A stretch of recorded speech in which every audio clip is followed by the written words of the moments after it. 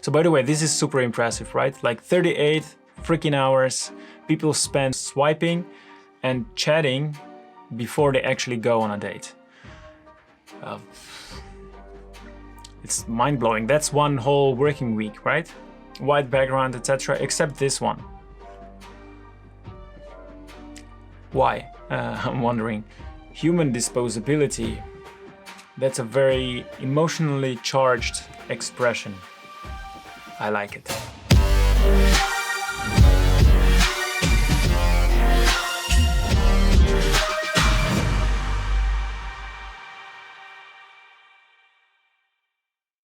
So 38 hours.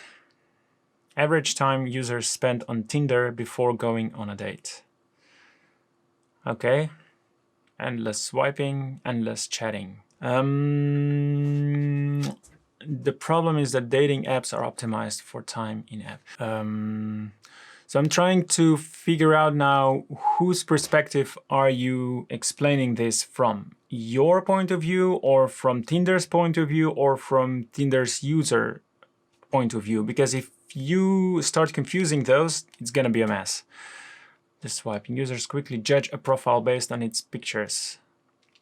Yeah, choice paralysis, endless pool of options contributes to human disposability. Human disposability. That's a very emotionally charged expression.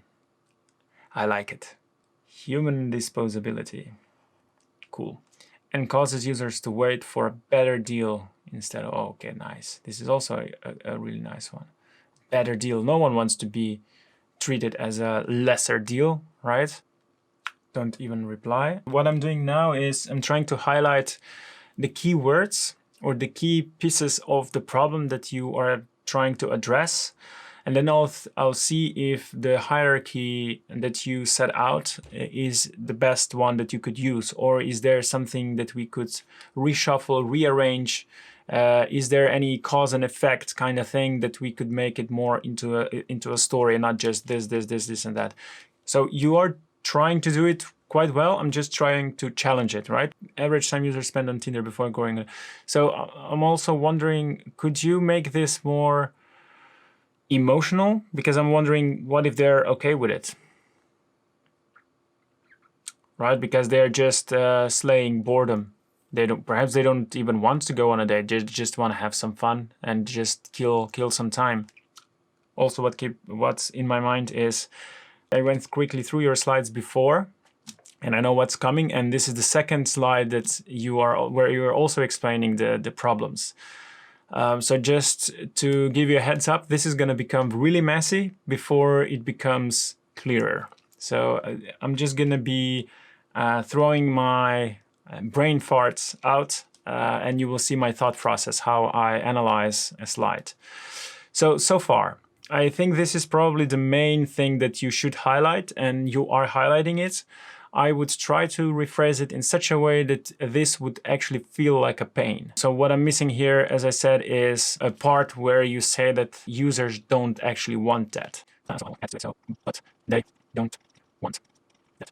My handwriting is not superb, because I never write with my hand. I always type, and I guess we all do. Don't even reply. I think this is an important part of the problem. Sexually explicit messages. This is the second one. Then we have a better deal and human disposability, which is kind of connected. Okay. Swiping is superficial. Quickly judge a profile. Okay, so just superficial. Okay. And then we have the problem is that dating apps are optimized for time in app.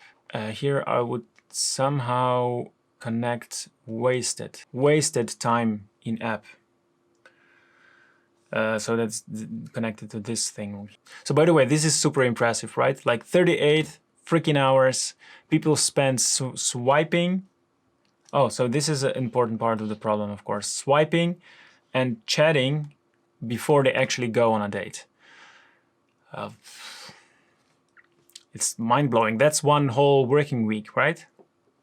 Okay. So before I try to make sense out of this, I want to go to the next slide as well, because there you also have quite interesting problems that you try to solve. And I'll first go through those, and then I'll try to figure out how we could make sense out of all this. So the next slide. So again, just a first impression. It's quite overwhelming. Not necessarily because there's that much stuff on it, but because of contrast and because of colors and textures and everything that's going on here. So if we just go to the slide sorter, as you see, like, so those are your main slides. Like, everything looks very consistent, white background, etc., except this one.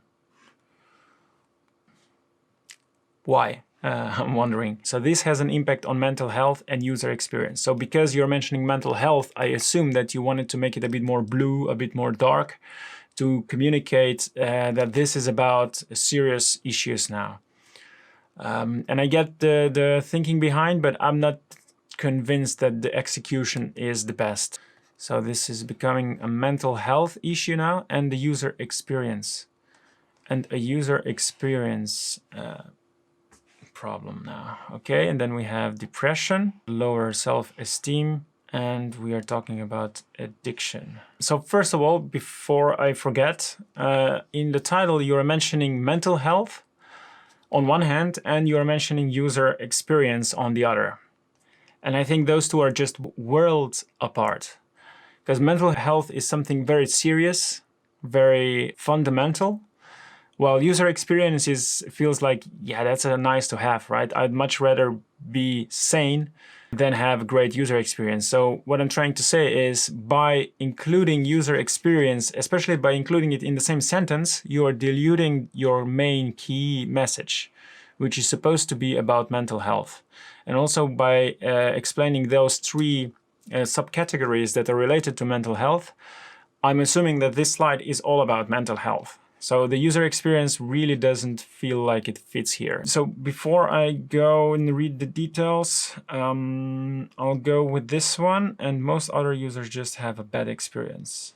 Again, it's just like a bad experience. It's just like, oh, and also this. And I feel that these two are connected, and I think, okay, so now I'm thinking, because you're here only saying that they have bad experience, not necessarily bad user experience, but because you mentioned user experience here, my assumption is that here you're also talking about user experience. But it could be that, well, on the previous slide, we read that they have bad experience because some users are sending sexually offensive images and stuff. And that's not necessarily user experience, or perhaps it is. But by user experience, what comes to mind is more like how the UX works, right?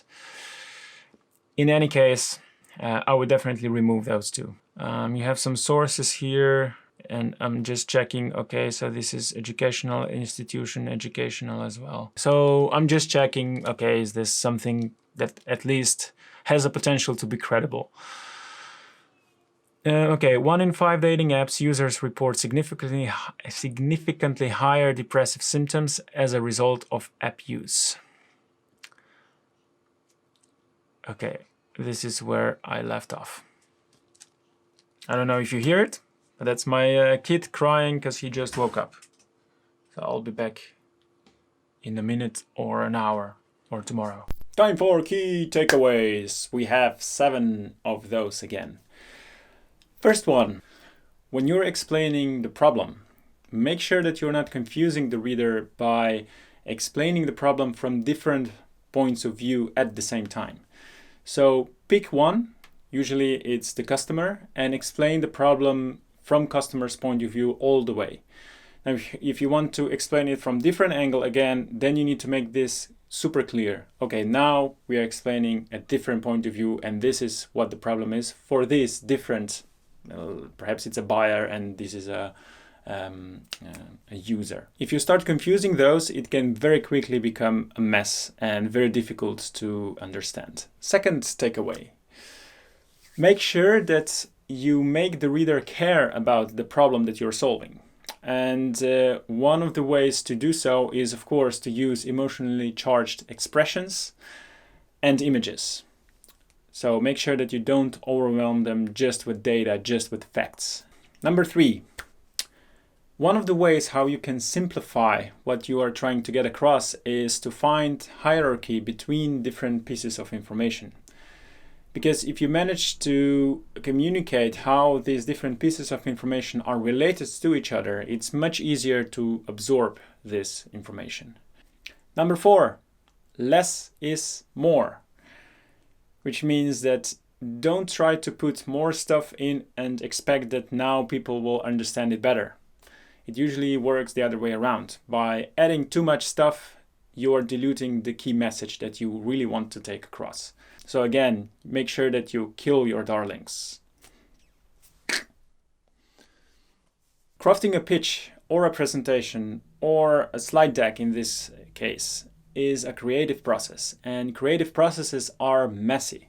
So if you end up with a final deck, pitch, presentation, and if there's nothing on the sidelines that you left out of it, you're probably doing it wrong.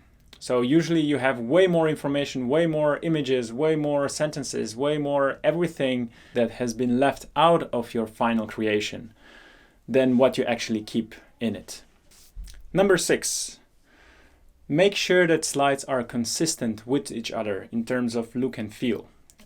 It's really nice if you zoom out and see the slide sorter view where you see all the slides at once, just to check, okay, does that look like one unity? Number 7, show sources somewhere in the bottom of the screen. Even if people don't click on them, it gives an impression that you're not making stuff up. Is this worthy of slide real estate? I think it should be about fixing 2 problems. One is saving them time, get on a date faster, and second one is help with your mental health. Nee.